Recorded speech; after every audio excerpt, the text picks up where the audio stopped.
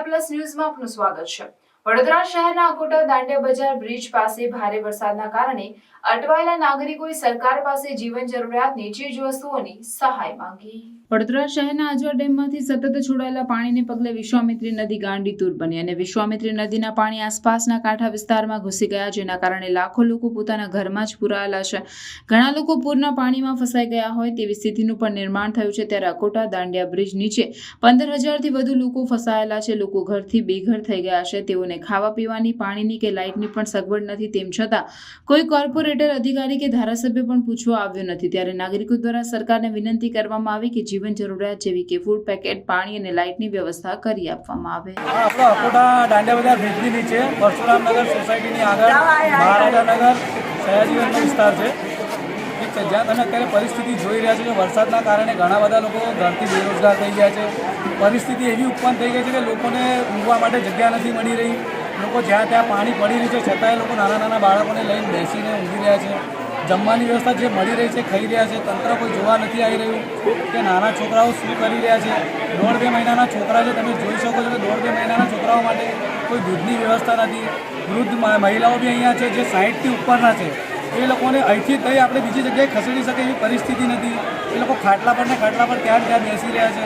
હવે ખાવા માટેની ફેસિલિટી જેટલી બી આવે છે, પબ્લિક છે એના કરતાં 50% લોકો માટે આવે છે, બાકીના 50% લોકો ખાધા વગર રહી જાય છે। અને પાણીની કોઈ વ્યવસ્થા નથી।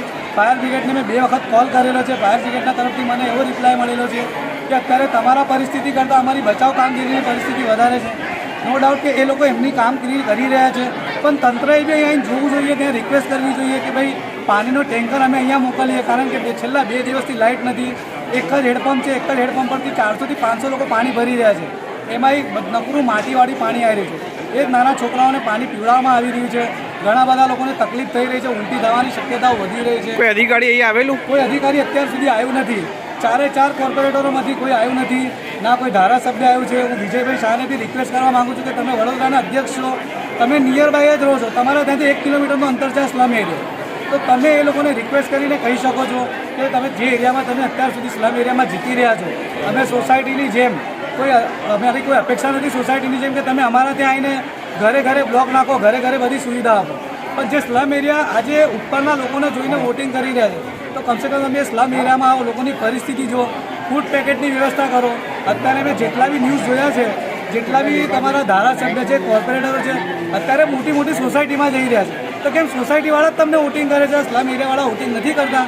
ઘણી બધી સોસાયટીવાળાને મેં પોતે ફેસ કરેલા છે। એ લોકો પોતે કહે છે કે મારી ત્યાં જેને કામ કર્યું છે, હું એજ્યુકેટેડ છું, તો હું એને જ વોટ આપીશ। સ્લમ એરિયાની પબ્લિક શું જુએ છે કે ભાઈ આપણે ત્યાં જે બી ધારાસભ્ય કે જે બી કોર્પોરેટરો જીત્યા છે, તો લોકો આંખો બંધ કરીને બટન દબાવીને લોકોને જીતાડે છે। તો શું લોકોનું બટન દબાવેલી કામગીરી અત્યારે ફેલ થઈ ગઈ છે? લોકોને તંત્ર બસ ઘરમાં બેસાડવા માટે એ લોકોને અમે કોર્પોરેટરને ધારાસભ્ય બનાવ્યા છે। તમે આવીને ખાલી અહીંયા બેસો, હું એવું નથી કહેતો કે તમે બધી ફેસિલિટી આપો, અહીં આવીને બેસો, જે લોકોને પરિસ્થિતિ જોઈ છે તમે આવીને જુઓ। તો હું લોકોને એ જ કહેવા માગું છું, બસ લોકોના તરફથી મારી એક જ રિક્વેસ્ટ છે કે આજના દિવસમાં તમે આવો, પાણીની પરિસ્થિતિ જો, બ્રિજના નીચે પાણી વરસાદનું ઉપરથી નથી, લેકિન નીચેથી એટલું પાણી આવી રહ્યું છે કે લોકો ભીના પાણીમાં લોકો સૂઈ રહ્યા છે। રાતે 12 વાગ્યા સુધી કોઈ લાઇટની ફેસિલિટી નથી। આપની માંગ શું છે? મારી માંગ એ જ છે કે એક જનરેટરની વ્યવસ્થા કરવામાં આવે। જો કે 1.5 મહિનાના છોકરાઓ છે, તમે અહીંયા જોશો અહીંયા નાના નાના જીવજંતુઓ નીકળે છે, તો એક જનરેટરની વ્યવસ્થા કરવામાં આવે, એક પીવાની પાણીની વ્યવસ્થા કરવામાં આવે। સવાર સાંજ એક ફાયર બ્રિગેડનો ટેન્કર આવવો જોઈએ, જે રીતે લોકો પાણી પીવાની વ્યવસ્થા થઈ જાય।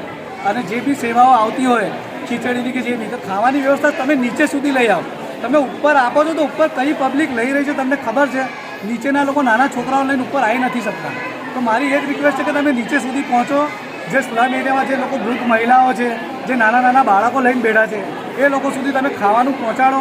અમે બી ઉપરથી લાવીને નીચેથી ખવડાવીએ છીએ, પણ આજે સવારથી કોઈ જ એટલે કોઈ સેવા આવી નથી। અમે ઘણા બધા કોર્પોરેટરોને બધાને અમે કોન્ટેક્ટ કર્યા છે, તો બધાનો રિપ્લાય એવો આવી રહ્યો છે કે ભાઈ ફેસિલિટી આવી રહી છે। મેં ઘણા મિત્રોને કોન્ટેક્ટ કર્યા છે, આજે કિસ્કોલી સર્કલ છે કે ભાઈ તમે અટલાદરા વિસ્તારમાં જો, તો બધી જગ્યાએ ફેસિલિટી જઈ રહી છે, તો અહીં સુધી કેમ નથી પહોંચ્યા? જો ન્યૂઝવાળા તો પાણીમાં તરીને આવ્યા નથી, ન્યૂઝવાળા બી કંઈ ને કંઈ રીતે આપણા સુધી પહોંચ્યા છે અમારી પરિસ્થિતિ બતાવવા માટે, તો તમે કેમ નથી પહોંચી શકતા?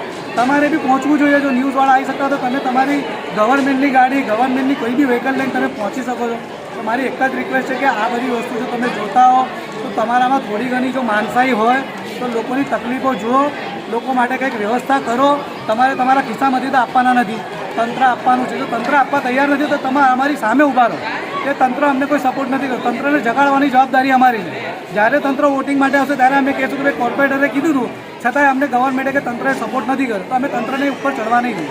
આપનો પરિચય? મારો પરિચય, હું કનૈયા છું, કનૈયા કરાડી. હું મહારાજાનગર છેલ્લા 30 વર્ષથી રહું છું. હું પોતે એક કાર્યકર્તા છું બીજેપીનો. પણ મારે અત્યારે એટલી શરમ આવી રહી છે કે આટલી મોટી પાર્ટીના મોટા મોટા ધારાસભ્યો છે, કોર્પોરેટરો છે, જો અહીં સુધી પહોંચી નથી શકતા. તો હું જોઈ શકું છું કે ભાઈ મને પોતાને શરમ આવી રહી છે કે હું આ એક બીજેપીનો એક પાર્ટ છું કે જેમાં હું પોતે દોડી રહ્યો છું. કેટલા લોકો તો સિટીમાં જઈને ચાલતા જઈને શાકભાજી લઈને આવ્યા છે, પણ શાકભાજી લાવશે પણ મોબાઈલના ચાર્જિંગ કોઈનામાં નથી. લોકો સ્ટેશન પર જઈ રહ્યા છે. આજે પરિસ્થિતિ એવી આવી છે કે 30 વર્ષમાં પહેલી વખત સ્ટેશનની લાઇટો બી બંધ કરવામાં આવી છે. તો લોકો ચાર્જિંગ માટે ક્યાં જાય? નાના નાના છોકરાઓ માટે લોકો મદદ માગે છે તો ફોનની વ્યવસ્થા નથી, તો લોકો ક્યાં જશે?